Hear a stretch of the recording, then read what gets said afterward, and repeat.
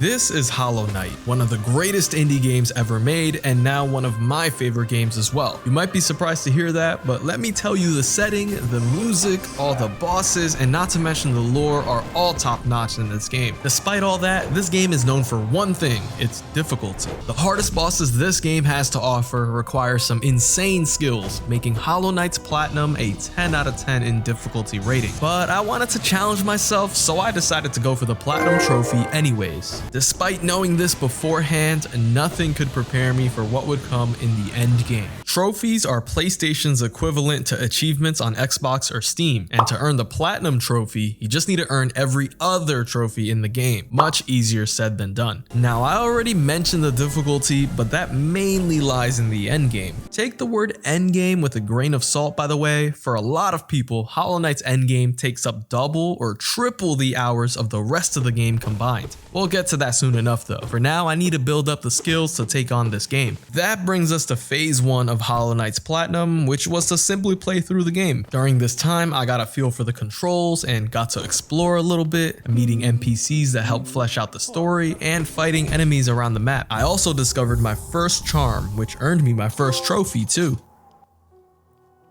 Okay, first trophy for purchasing something from the shop. I'm a bit surprised that's my first trophy, but I'll take it. Charms are this game's equipment. There's not really much else to it. There's a good amount of charms to find and collect, and they offer a way to customize your build to your liking. But more on that later when we get to the dreadful endgame. Eventually, while exploring, I came to my first boss battle. False Knight, okay, another boss I just ran into.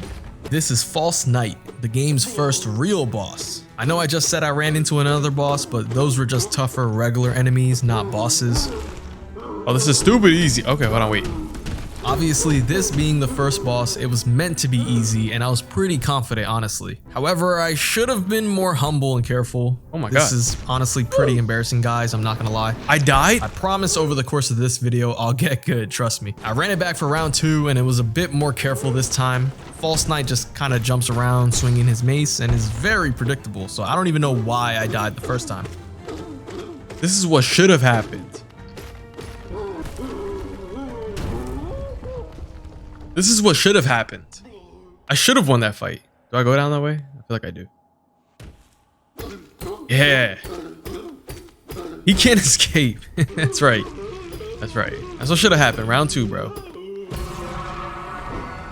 After feeling very accomplished from defeating the easiest boss in the game, I quickly ran into the next trophy boss. This fight against Hornet perfectly shows the range of this game. The setting is beautiful, and this boss, although easy, is vastly different from the False Knight boss. Hornet lunges at you, dives at you, and shoots her nail, among a few other attacks. I was more careful this time around to avoid another False Knight situation, which led to my next trophy a few minutes later.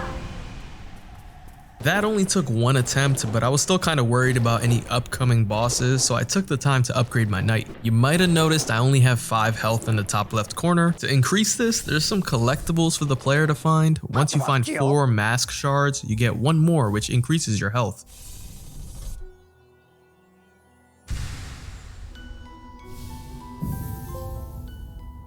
From there, I took on this boss called Crystal Guardian. He's an extremely easy boss who shoots a crystal laser at you while you also dodge lasers shooting from the sky. It sounds ridiculous and crazy when I say that out loud, but believe me, it's super simple. As his name states, this guy guards the crystal area of the game. Very pretty if I do say so myself. Moving on, the next boss was far from easy. This one is called Soul Master, and he does all sorts of teleporting and shooting magic at you. He actually gave me quite a bit of trouble. If you haven't seen or played this game before, there's no way you can be prepared for this. He teleports all over the place, and honestly, this death right here was inevitable. Of course, I ran it back for round 2, and at this point, the gameplay loop became pretty clear to me. What's most satisfying and made me want to keep playing this game is coming up to a new challenge, or in this case, a new boss, and then struggling at first to defeat it. I might lose a couple times here and there, or many times as you'll see later, but with each attempt, I got a little bit better and eventually good enough to defeat it. Like Soul Master here, I learned the attacks quite a bit, and although there were many mistakes and close calls in this fight where my health was as low as 1, I still managed to get good enough to defeat him and move on.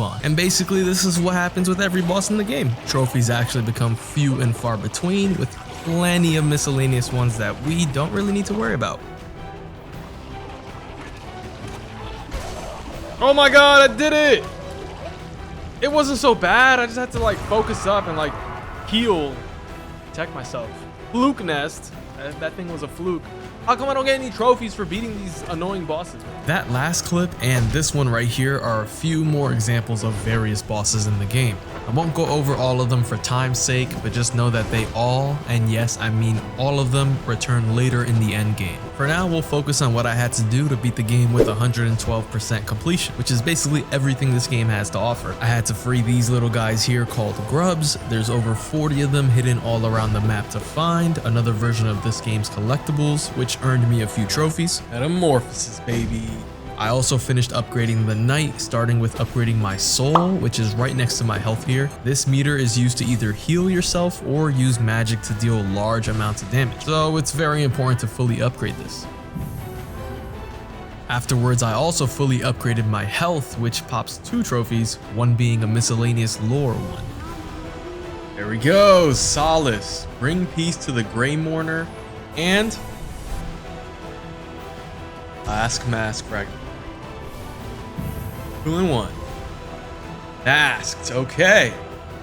2 steps closer. To advance the story, I also earned 3 trophies for destroying the 3 dreamers scattered around the map. These are beings that need to be dealt with so we can awaken the Hollow Knight and fight him. There's some more bosses along the way, like this one here called Umu, which is a giant electric jellyfish who you can only hit during a few seconds at a time when he's weak. Or also these guys here called the Watcher Knights, which is another boss guarding a different dreamer. This boss consists of several knights that wake up and either roll at you, or they jump at you, or swing their nails at you. At the end of each of these bosses, we destroy the dreamers and pop a few trophies. Before taking on the Hollow Knight and letting the credits roll, there was still a few things to take care of. Like, remember the charms I mentioned earlier? I found all of them, so it was time to collect my prize and pop another sweet trophy.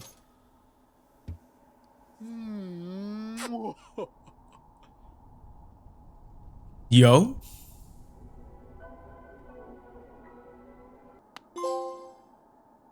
That's the blessing? I swear. What? That's what I worked my way up to this whole game? Nothing was the same after that. Anywho, Hollow Knight actually had 3 free DLCs drop over the years, which are a huge part of the reason why this platinum is so tough. We'll start with the main DLC boss, Grim, one of the tougher bosses in the game. He teleports very quickly, lunges at you before letting fireballs down. He can dive down at you and even summon spikes. Yeah, as you can probably tell, this is where things start to really heat up. Get it? Heat up. Sorry, anyways, this attempt you see here is after a few practice fights because I was struggling off stream. This fight makes it easy to track the boss's health because he does this blowfish attack at 75%, 50%, and 25% health remaining, so you always know how far you are. The fight here also has some of my favorite music in the game. Feels like an appropriate time to mention that compared to later, this boss is very easy. Yes, dare I say that again, but easy. After a few more minutes of this fight, I claimed my victory and earned a trophy. There we go. Okay, cool. Oh, I didn't know I was getting a trophy. Cool. My goal was the final boss, but before I took him on, I had to prove myself worthy. And the perfect way to do that was to complete the trials at the Coliseum, which earns us a few trophies too, of course. There's 3 trials in total that increase in difficulty. Each one puts you up against waves of enemies, and really the first 2 are a cakewalk. The 3rd one, however, gets pretty intense. It starts out difficult from the jump with several rounds without any platforms for you to stand on, meaning you have to balance your time on the walls while still defending yourself and fighting enemies. It took me probably 6 or 7 attempts to make it through some of these crazy waves, and that was after all the upgrades. Before that, I really stood no chance. I see these trials as a very good practice for learning movement mechanics and improving reaction time for the difficult bosses to come. Oh, okay, I got it. Nice. Is that it? Am I done? Oh, they're cheering. Oh, I'm done. Let's go. Yo, that trial took me like at least 15 tries. Let's go. Kinda like the harder version of Grim I just mentioned. This one is called Nightmare King Grim, and he's a much harder version of the previous fight. Most of the attacks are the same, but quicker, leaving you less time to react. Why does he have a title like that? Oh my gosh, it's so fast.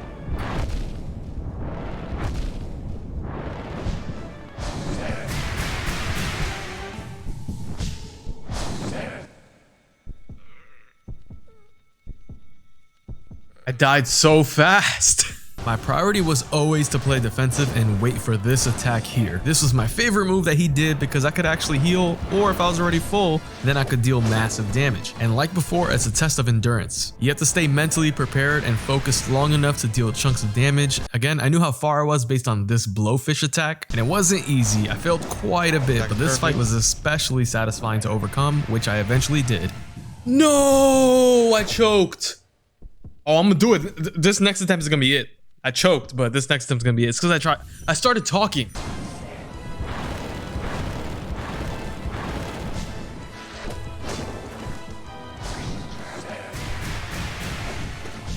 Yes! I clutched it on one hit. I clutched it on one hit. He deals two hit points per attack, so I had only one hit left. Wow. And the Nightmares End trophy. I deserve that. Oh, he just leaves too? And with that, it was time to take on the Hollow Knight and beat the game. This is meant to be a sad moment, but I didn't really take it too seriously on stream, mainly because the Hollow Knight is nothing compared to the grim fight I just did. There's a tougher version of this fight too that'll come up real soon. For now, I took care of business and earned some more sweet dopamine boosts.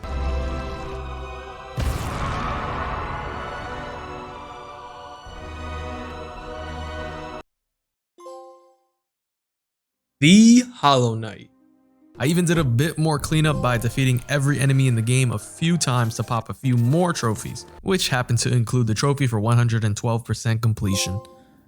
And now onto phase 2, endgame. I keep referring to the endgame and the difficulty with Hollow Knight, and it's finally time to discuss it. The pantheons at the end of this game are the reason why so many people give up on this platinum. It pushes a lot of people to use an invincibility glitch, something I won't be doing. There's 5 pantheons in total, each with different bosses and increasing difficulty. The first 4 pantheons have around 10 to 12 bosses each, with most of them being from earlier in the game, so I knew how to defeat them. There are a few original bosses too that don't show up anywhere else, but it's nothing that I couldn't figure out after 1 or 2 attempts. If you're wondering how long these pantheons are, each one is roughly 10 to 15 minutes depending on how aggressive I played. And that really depends on my charm build too. Yeah, remember those? I said earlier that charms allowed you to customize your build to your liking. And my preference for almost every boss was using Unbreakable Strength, which made my attacks 50% stronger, Quick Slash allowing me to hit much faster, which happened to pair well with Strength, Mark of Pride, which allowed me to hit much further away, and Shadow Slash. You're able to dash through enemies in this game, but there's a cooldown of a few seconds. This charm here allows you to dash a little further and hit enemies during the dash too. With this build, I completed the first 3 pantheons pretty easily. The 4th pantheon is separate from the first 3 and only unlocks once you beat those. This is where some of the harder bosses are in my opinion. We've got Soul Tyrant, a harder version of the boss from earlier in the video, White Defender, who's actually a fan favorite among the player base,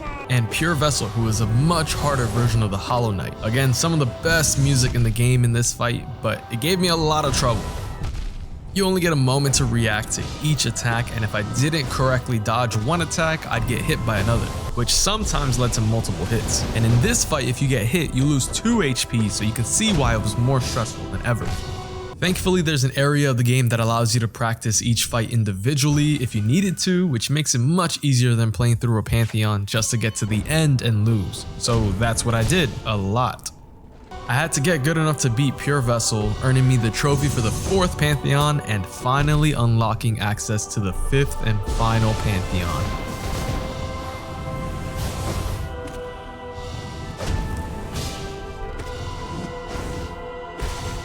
Yes! I was 1 hit! I was 1 hit! Let's go! First time I beaten that boss. Let's go! I was 1 hit. I think I got that boss down to a T now. I say that now, but I'm gonna struggle. Oh, I got a trophy. I forgot about it. This is it. Everything I've beaten in this game has led to this final challenge. For real this time, there's nothing else to take care of except completing the Pantheon of Hallownest and earning the final trophy. Except this challenge is wild. I had to beat every boss in the game in a row without dying. Most bosses were buffed one way or another. Like this one here has 2 flying mosquitoes. The Gruz Mother has a smaller area with spikes. Umu has an endless abyss to fall to your death. rather than a floor to walk on, and much more. But the only way to prove myself was to dive straight in, so I did, taking out bosses left and right because the first 25 to 30 bosses are pretty straightforward. On top of that, I was pretty good by now since I had just completed the first 4 pantheons. There's some notable cool fights like here against the Sisters of Battle. The movement in this fight is pretty awesome. There's only a few moments where you can rest, but otherwise you need to stay focused to be dodging their attacks at all times. This one really isn't too difficult though, because the real problem comes later once you're 30 bosses in. Keep in mind this whole challenge takes up a lot of time. It takes nearly 40 minutes or more just to get far into the Pantheon, and that's when I had to fight Markov. This fight is notoriously difficult. He shoots nails at you every few seconds and spins a shield. You have to find openings to hit him, eventually bringing his health down low enough to start phase 2, which means faster nails and a second shield. And did I mention there's no floor to stand on? You can fall and take damage too. Trust me, this is the craziest fight so far. It took me hours of practice to learn to be aggressive in the beginning of the fight before relying almost exclusively on magic in the second phase. It was so relieving to finally get past this, easily a 3 to 4 hour roadblock. After that, I had to fight Zoe. I can confidently say this was the single most annoying fight in the game for me and my biggest obstacle. Considering I just fought Markov, that's a big deal. Remember how I said it takes easily over 40 minutes to get this far? Yeah, I can probably round that up to 50 minutes to be safe, and losing a run this deep in would be heartbreaking, right? Well, I lost to Zoe 5 times in one stream. Bro!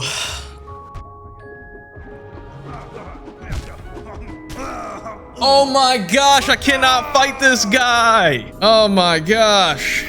That's 4 runs in a row to one boss.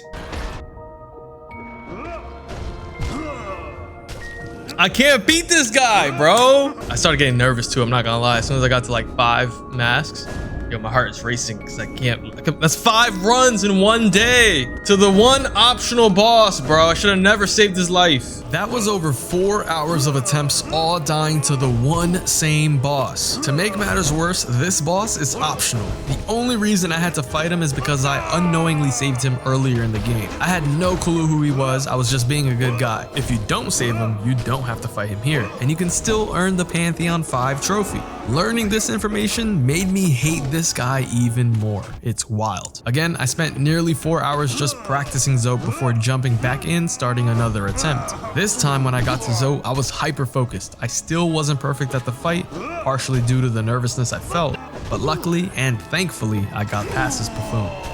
Finally, bro. Oh my goodness. No time to rest though, because still in my way is Nightmare King Grim again. The same super stressful and fast-paced fight as before. There's nothing different in this fight, which I needed to thank the devs for, because it was crazy enough as it is. No problems here, and I was able to get past Grim and have a resting point. You get a room like this after every 5 bosses in the Pantheon, allowing you to heal back up to full and change your charms if you need to. Up next is Pure Vessel, the same boss at the end of Pantheon 4, which I had practiced plenty leading up to this point. The only real worry here was if I was gonna choke, which of course not. Psh, do you know who I am?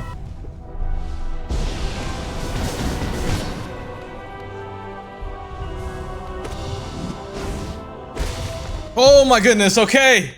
Absolute Radiance. Personal best. Now from now on, I can practice that fight. And finally, the ultimate battle awaited me. This is Absolute Radiance, the only thing standing in my way to earn the Platinum Trophy. Oh my god.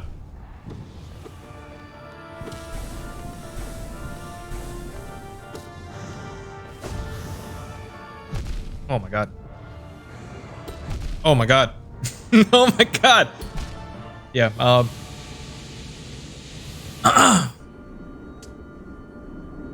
that was awkward. Oh man, that was awkward.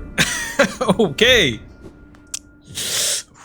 very last boss. We're gonna get out of there.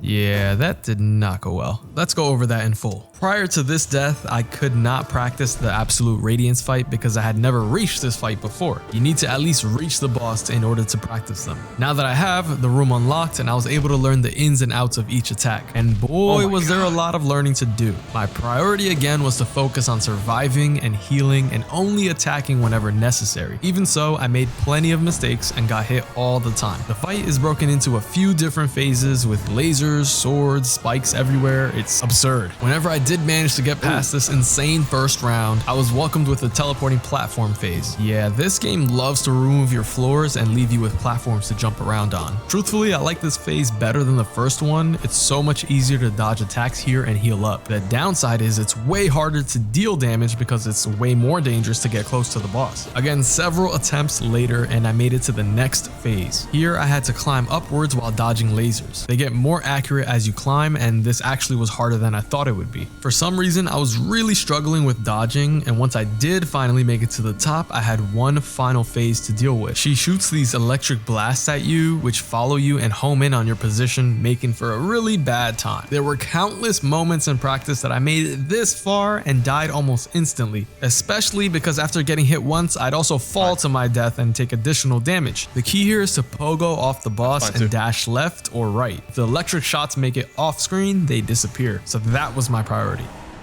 Let's go! Let's go! That wasn't even that bad.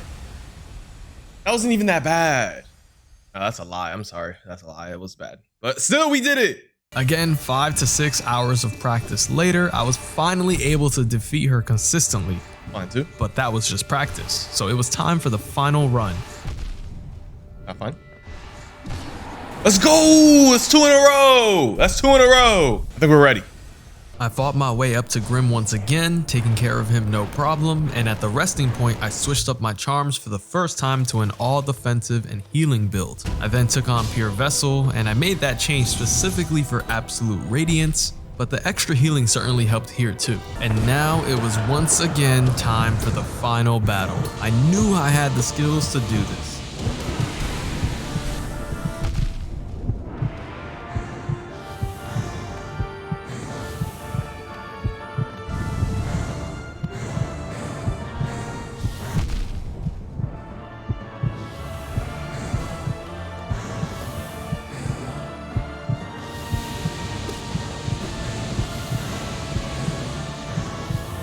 Yo, my hands are so sweaty.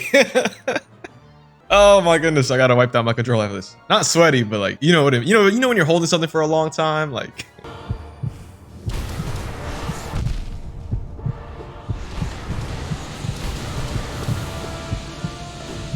That's it. Okay, heal up.